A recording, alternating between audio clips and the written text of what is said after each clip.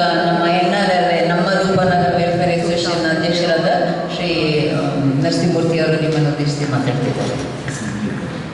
ಎಲ್ಲರಿಗೂ ನಮಸ್ಕಾರ. ನನಗೆ ಒಂದರಷ್ಟಲ್ಲಿ ಖುಷಿಯಾಗಿದೆ, ಇನ್ನೊಂದರಷ್ಟಲ್ಲಿ ನಾನು ಡಿಸಪಾಯಿಂಟ್ ಆಗಿದ್ದೀನಿ. ಇವತ್ತು ಖುಷಿ ಯಾಕಾಯಿತು ಅಂತಂದರೆ ಡಾಕ್ಟರ್ ಅನೋಭಯ ಮತ್ತು ನಮ್ಮ ರವಿಕುಮಾರ್ ಅವರು ನಮಗೆ ಎಷ್ಟು ಚೆನ್ನಾಗಿ ವಿಷಯನ ತಿಳಿಸ್ಕೊಟ್ಟಿದ್ದಾರೆ. ಇಂಥ ಆಪರ್ಚುನಿಟಿ ಎಲ್ಲರಿಗೂ ನಮ್ಮಲ್ಲಿ ಇದ್ದಾರೆ, ಎಲ್ಲರಿಗೂ ಸಿಕ್ಕಿರೋದು ನಮ್ಮ ಸೌಭಾಗ್ಯ ಅಂತ ನಾನು ತಿಳಿತೀನಿ. ದುಃಖ ಯಾಕಾಯ್ತು ಅಂದರೆ ಡಿಸಪಾಯಿಂಟ್ ಯಾಕಾಗಿದೆ ಅಂತಂದರೆ ಇವತ್ತು ಅನೋಭಯ ಹೇಳಿದಂಗೆ 2400 ಜನ ಇದ್ದರೆ ಒಂದು ಮನೆಯಲ್ಲಿ ಅಟ್ಲೀಸ್ಟ್ ಒಬ್ಬರು ಬಂದರು. ಎಷ್ಟು ಜನ ಆಗಬೇಕು? 800 ಜನ ಆದರೂ ಆಗಬೇಕು. ಬೇಡ ಅದರಲ್ಲಿ 60% ಬಂದರು ಅಂದರೆ ಎಷ್ಟಾಗಬೇಕು? ಒಂದೇ ಇಲ್ಲ. ಆದರೂ ಪರವಾಗಿಲ್ಲ, ನಮ್ಮ ಬಿಗಿನಿಂಗು. ಯಾಕೆಂದರೆ ಇವೆಲ್ಲ ಒಂದು ಕೆಲಸ ಮಾಡಬೇಕಾದ್ರೆ ಇವೆಲ್ಲ ಇದ್ದೇ ಇರುತ್ತೆ. ನಾವು ಅದರಿಂದಾಗಿ ಏನೋ ಡಿಸಪಾಯಿಂಟ್ ಆಗೋಂಥ ಅವಶ್ಯಕತೆ ಇಲ್ಲ. ಮೊದಲು ನಾವು ಮಾಡಿ ತೋರಿಸೋಣ. ಸಾಮಾನ್ಯವಾಗಿ ಮನುಷ್ಯನ ಟೆಂಡೆನ್ಸಿ ಏನಂತಂದರೆ ನಾವು ಮಾತನಾಡೋದ್ರಲ್ಲೇ ಜಾಸ್ತಿ ಕಳೆದ್ಬಿಡ್ತೀವಿ, ಮರ್ತೋಗ್ಬಿಡುತ್ತೆ. ಆಮೇಲೆ ನಾವು ಮಾಡಬೇಕು ಅನ್ನೋದು ಮರ್ತೋಗ್ಬಿಡುತ್ತೆ. ಹಾಗಾಗಿ ನಾವು ಶಿವಶಂಕರವ್ರೆ ನಾವು ಫಸ್ಟು ಮಾಡಿ ಬೇರೆಯವರಿಗೆ ಆಟೋಮೆಟಿಕಲಿ ಅವರು ನಮ್ಮ ಕಡೆಗೆ ಬರೋ ಹಾಗೆ ನಾವು ಮಾಡಿದರೆ ಬಹುಶಃ ನಾವು ಯಶಸ್ವಿ ಆಗ್ಬೋದು ಅಂತ ನಾನು ತಿಳ್ಕೊಂಡಿದ್ದೀನಿ. ಇನ್ನೊಂದು ನೋಡಿ, ನಾನು ನೋಡ್ತಾ ಇರ್ತೀನಿ ಎಲ್ಲ ಕಡೆ ಎಲ್ಲೋ ಅಲ್ಲೆಲ್ಲ ಕಸ ಬಿದ್ದಿದೆ ಅಂದ್ಕೊಟ್ಲೆ ವಾಟ್ಸಪ್ ತಕ್ಕಂತ ಬರುತ್ತೆ, ಇಲ್ಲಿ ಕಸ ಬಿದ್ದಿದೆ ಅಂತ. ಏನು ಮಾಡಬೇಕು? ಈಗ ಇವ್ರು ಹೇಳಿದಾಗೆ ನಮ್ಮ ಲೇಔಟ್ನವರೆಲ್ಲ ಮಾಡಿದ್ದು ಯಾರು ತಂದು ಹೋಗ್ತಾ ಹಾಕ್ತಾರೆ, ನಮ್ಮನೆ ಎದುರಿಗೆ ದಿವಸ ಹಾಕ್ತಾರೆ. ಏನೇನು ಹಾಕ್ತಾರೆ ಗೊತ್ತಿಲ್ಲ, ಬಟ್ಟೆನೂ ಹಾಕ್ತಾರೆ ಮತ್ತು ಇನ್ನೇನೋ ಥಿಂಗ್ಸ್ ಹಾಕ್ತಾರೆ. ನಾವು ಏನು ಮಾಡ್ಬೋದು? ಅಟ್ಲೀಸ್ಟ್ ವಾಟ್ಸಪ್ಪಲ್ಲಿ ಹಾಕೋದು ಐ ಅಂಡರ್ಸ್ಟ್ಯಾಂಡ್, ಅಟ್ಲೀಸ್ಟ್ ಅವ್ರು ನೋಟಿಸ್ ಮಾಡಿದ್ದಾರೆ, ವಿ ಶುಡ್ ಅಪ್ರಿಷಿಯೇಟ್. ಆದರೆ ನಾನು ಹೇಳೋದು ನಮ್ಮ ಜವಾಬ್ದಾರಿ ಏನಾಗಿದ್ದರೆ, ಈಗ ನಮ್ಮ ಮನೆ ಪಕ್ಕದಲ್ಲಿ ಬಿಸಾಕಿದ್ದಾರೆ ಅಂತಂದರೆ ನಾನು ವಾಟ್ಸಪ್ಪಿಗೆ ಹಾಕಿ ಕೂತ್ಕೊಂಡ್ರೆ ಸಾಕು ಹೆಂಗಾಗುತ್ತೆ? ನಾನು ಅದಕ್ಕೆ ಏನು ಮಾಡ್ತೀನಿ ಅಂತಂದರೆ, ಆ ಗಾಡಿ ಬರಬೇಕಾದ್ರೆ ಅದನ್ನೆಲ್ಲ ಅವನು ಹಾಸ್ಕೊಂಡು ಹೋಗೋದಿಲ್ಲ, ಅವನ ಹತ್ರ ತಗೊಂಡೋಗೋದು ನಾವು ಮೆಚ್ಚಲ್ಲ.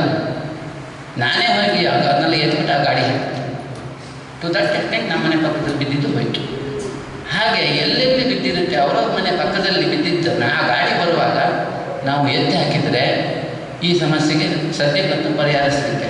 ಇಲ್ಲದೆ ಹೋದರೆ ನಾವು ಬರೀ ವಾಟ್ಸಪ್ಪಲ್ಲಿ ಹಾಕೊಂಡು ಕೂತಿರ್ತೀವಿ, ಅದೆಲ್ಲ ಇರುತ್ತೆ. ಈಗ ಇಲ್ಲ ನೋಡಿ, ಇದ್ರ ಎದುರುಗಡೆಗೆ ಎಷ್ಟು ಬಿದ್ದಿದೆ, ಅಮೃತ ವಿದ್ಯಾಲಯದ ಎದುರುಗಡೆ ಯಾವತ್ತಿಂದ ಇದೆ, ಎಲ್ಲರೂ ಅದು ಹಾಕ್ತಾ ಇದ್ದಾರೆ. ಅಟ್ಲೀಸ್ಟ್ ಅಕ್ಕಪಕ್ಕದ ಮನೆಯವರು ಅದನ್ನು ಆ ಗಾಡಿ ಬಂದಾಗ ಎತ್ತಿ ಹಾಕ್ಬೋದಿತ್ತಲ್ವ? ಮಾಡಲಿಲ್ಲ. ಈಗ ನಾವು ಹೋಗಿ ಮಾಡಬೇಕೀಗ, ಇಲ್ಲದ್ರೆ ನಮ್ಗೆ ಕ್ಲೀನ್ ಆಗಲ್ಲ. ಅದು ಇವರು ಕ್ಲೀನ್ ಬ್ಯೂಟಿಫುಲ್ ರೂಪಾನಗರವರು ಮೊದಲು ಮಾಡ್ತಿದ್ರು, ಚೆನ್ನಾಗಿ ಮಾಡ್ತಾಯಿದ್ರು. ಈಗ ಸುಮಾರು ತುಂಬ್ಕೊಂಡ್ಬಿಟ್ಟಿದೆ ಈಗೆಲ್ಲ. ಸೊ ಹಾಗಾಗಿ ನಾನು ಹೇಳೋದಿಷ್ಟೇ, ನಾವು ಮಾತಾಡೋದು ಕಡಿಮೆ ಮಾಡಿ ಕೆಲಸ ಮಾಡೋಣ ಅಷ್ಟೇ. ನಾವು ಮಾಡಿ ತೋರಿಸೋಣ. ಈಗ ನಮ್ಮ ಮನೆಯಲ್ಲಿ ನಾನು 450-500 ರೂಪಾಯಿ ಕೊಟ್ಟು ಇಷ್ಟು ಡ್ರಮ್, ಒಂದು 3 ಡ್ರಮ್ ಇದೆ ನನ್ನ ಹತ್ರ. ನಾನು ನಮ್ಮನೆ ಕಿಚನ್ ವೇಸ್ಟ್ ಯಾವತ್ತೂ ಬರೋಕ್ಕಾಗಲ್ಲ, ಕಳ್ಸೋದಿಲ್ಲ. ನಾನು ಡ್ರೈ ಕಸ ಕೊಡೋದು ಎಷ್ಟು ಗೊತ್ತಾ?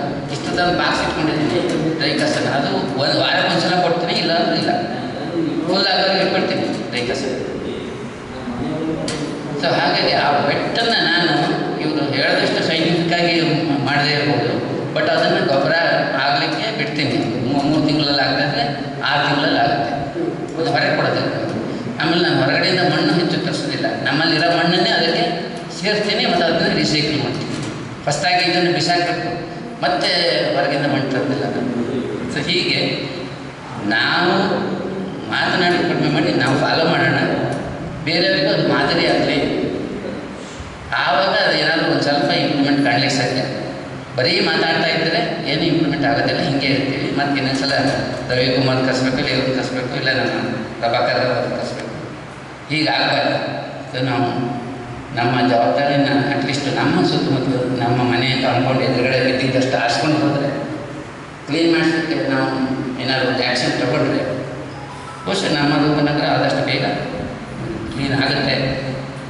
ಖುಷಿ ಇನ್ನೊಂದೇನು ಅಂತಂದರೆ, ಅಟ್ಲೀಸ್ಟ್ ನೀವು ಇಷ್ಟು ಜನ ಇಷ್ಟು ಸಮಯನ ಇಲ್ಲಿ ಕಳೆದಿದ್ದರಿಂದ ನಿಮ್ಮ ಆಸಕ್ತಿಗೆ ನಾನು ಮೆಚ್ಚುತ್ತೇನೆ. ಎಲ್ಲರಿಗೂ ವೈಯಕ್ತಿಕವಾಗಿ ಡಾಕ್ಟರ್ ಅನೋಭಯ ಮತ್ತು ರವಿಕುಮಾರ್ ಅವರಿಗೆ ಹಾಗೂ ನಿಮಗೆ ನಾನು ಧನ್ಯವಾದಗಳನ್ನು ಅರ್ಪಿಸಿ ನಾನು ಮಾತು ಮುಗಿಸ್ತೀನಿ. ಲೆಟ್ ಅಸ್ ಡೂ ಅಷ್ಟೇ, ಲೆಟ್ ಅಸ್ ಟಾಕ್ ಅಂತ let us do something. Thank you. Maybe ನಮ್ಮ ಹೊಸ ವರ್ಷಕ್ಕೆ ಹೊಸ ರೆಸಲ್ಯೂಷನ್